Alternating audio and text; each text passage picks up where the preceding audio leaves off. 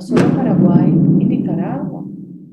Eh, ¿Qué nos pasa si el mercado mundial necesita carne? Me da pena, senador Petro. Claro que la variable competitiva y ser trópico nos hace a nosotros mucho más poderosos porque el mundo necesita comida. En pandemia demostramos que podíamos producirla, no tuvimos desabastecimiento, lo tuvimos con ese paro criminal, con la toma guerrillera financiada por el narcotráfico que disfrazaron de paro. Con eso sí hubo desabastecimiento y encarecimiento de productos, sobre todo para los pobres, como es la proteína que significa el pollo y los huevos. Pero si solamente entendiéramos que hay que dar seguridad, vías, crédito, abrir mercados del mundo para poder compensar estas balanzas, yo le aseguro que el campo renace, le aseguro que el campesino no está pensando en irse a la ciudad, pero esto no es con las teorías de la soberanía alimentaria, ni trayendo el tema pues del desarrollo hacia adentro, no. Y poniendo salvaguardas, sí. Y para cerrar le pongo el último ejemplo, porque la pelea la conozco desde mi casa. Los gringos, que son imperio, ahora nos quieren meter toda la leche en polvo y los lactosueros, reventando 300.000 campesinos ganaderos chiquiticos que todavía ordeñan. Eso no se puede permitir. Ahí estoy de acuerdo con aplicar la salvaguarda como la exigió Fedegan. Lo que hay que ir es mejorando esos accesos y esa calidad de ese pequeño productor, buscar que se asocie, buscar que haya más eficiencia y conectarlo con el mediano y con el grande. Entonces yo no sé cuál es el misterio de prohibirnos lo que existe. Miremos a los ricos, no miremos a los pobres. Miren Venezuela, destruyeron todos los medios de producción y no tenían una mala ganadería. Creo que eran 20 y pico de millones y van en 7. No la tenían mala. La migración venezolana hizo que fueran muy eficientes por su origen italiano y español en temas de lácteos, de procesamiento de productos. Todo se acabó. Con Cabal tenemos, en cierta forma, yo la considero una digna representante del uribismo, quizás la mejor desde el punto de vista del sistema de ideas que defiende. Pero aquí creo que ella tiene una visión diferente que quiero un poco visibilizar del propio Uribe. Veamos, tanto María Fernanda Cabal como Álvaro Uribe Vélez tienen intereses personales, familiares, comerciales en el agro. Álvaro Uribe Vélez es un gran terrateniente, poseedor de tierras, en general de ganadería extensiva, es decir, no es productivo. Representa una capa de poseedores de la tierra, que son como 2.000 o 3.000 personas, que en realidad tienen casi el 70% de la tierra fértil del país, básicamente en el Caribe, Magdalena Medio, en el Piedemonte Llanero. Ahí no se cultiva una mata de yuca en realidad. Han cimentado la idea de que la tierra es sinónimo de poder y no que la tierra es un instrumento productivo. Los capitalistas piensan que la tierra es un instrumento productivo, no un sinónimo de poder. Esa idea de la tierra y el poder no tiene que ver con el capitalismo, tiene que ver con cosas muy premodernas, muy anacrónicas, que aún subsisten en Colombia. Ahora, veamos, la visión que acaba de expresar la senadora tiene más que ver con su idea, diferente a la de Uribe, de ver la tierra como un instrumento productivo. En eso se acerca más a mí que a Uribe. Miren la paradoja de la vida. Porque nosotros estamos proponiendo precisamente salir de una economía extractivista, la de la cocaína, el petróleo y el carbón, y pasar a una economía productiva que implica 3 grandes almendrones duros que construir, que es lo agrario, lo industrial y el turismo. Entonces, aquí, si queremos la tierra como un instrumento de producción, tenemos que ver quién la posee y de qué manera se convierte en un instrumento de producción. Indudablemente creo que caben pequeños y medianos empresarios capitalistas Y creo que incluso puede caber la gran plantación de corporación capitalista, que es el último desarrollo transnacional de la agricultura en el mundo, con muchos problemas que tienen que ver con los monocultivos en grandes extensiones. Pero cabe el campesinado que se debe transformar en granjero. Es decir, la pequeña y mediana producción y la posibilidad de que ese propietario directo, productor directo de productos agrarios, sea cooperativista de un proceso de agroindustrialización, que es lo que más enriquece el campo.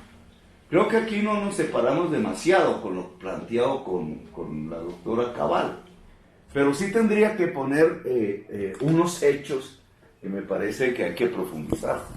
Para que este mundo productivo en la tierra sea posible, los poseedores que ven con la tierra como poder y no como instrumento productivo, tienen que retroceder.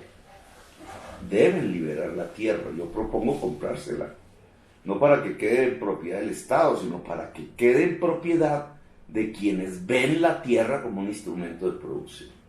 Es decir, comprar de las haciendas Álvaro Uribe Vélez, para que allí se pueda producir comida, dado que él la piensa como un instrumento de poder.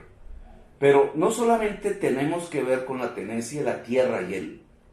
10 minutos para retirar, senador Gustavo. No solamente tenemos que ver... Sí, gracias, presidente.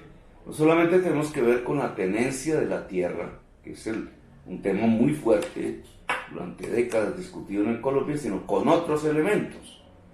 La productividad que implica democratizar el conocimiento, es decir, la universidad pública y gratuita en todo el territorio nacional.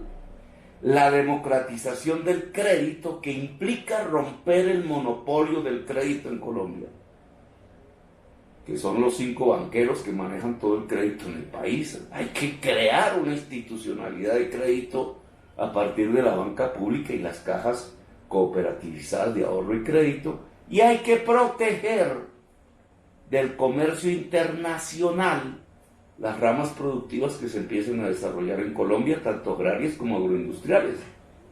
Y aquí volvemos al tema de choque con Paloma Valencia, y es que el Estado colombiano debe proteger la agricultura nacional. Mi familia finquera y la violencia, el señor Petro, la ignorancia productiva y el odio comunista. Tendré que repetir la historia de mi familia en el campo, en el café, la panela, el ganado. La violencia, primero la política de los años 50, después la destrucción guerrillera de fincas de mi padre desde los años 60.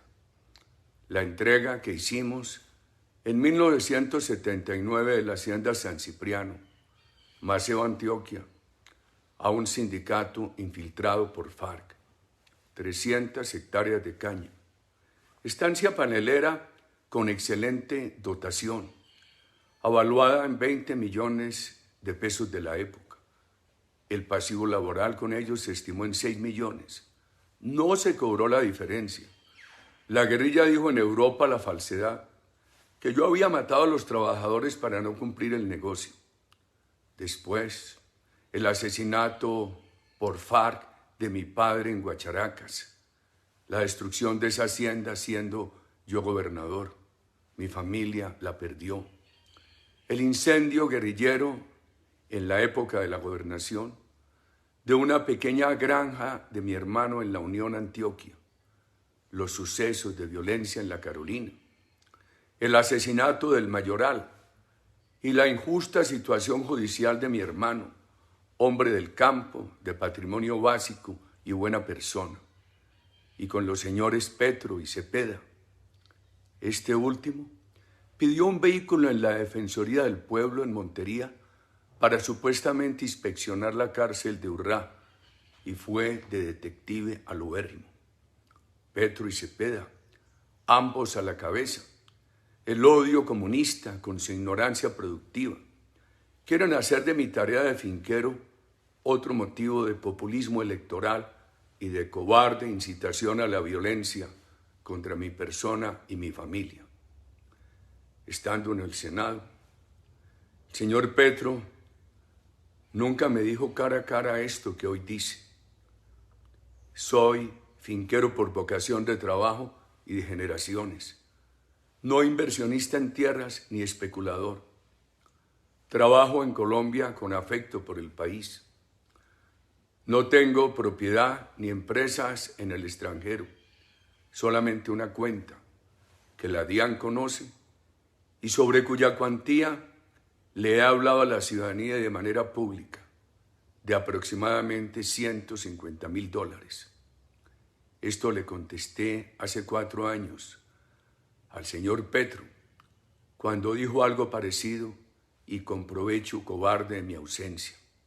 Sobre el ubérrimo hoy agregaría, bastante bien cuidada en materia de arborización. Y lo que dije hace 4 años, el ubérrimo, suelos fértiles, con largas sequías e inundaciones, no tiene riego y los acuíferos son salobres, lo que impide utilizarlos para riego. Ganadería intensificada en rotaciones, fertilización de pastos, producción de heno y ensilaje. Es productora de embriones de ganados de doble propósito, además de las prácticas de sincronización e inseminación del hato hembra. Sus ordeños son tecnificados. El engorde se intensifica con suplementación en las praderas. Tiene cría de especies menores, con mejoramiento genético, carneros. Hay una cría de caballos que contribuye a la generación de empleo, un balance social permanente.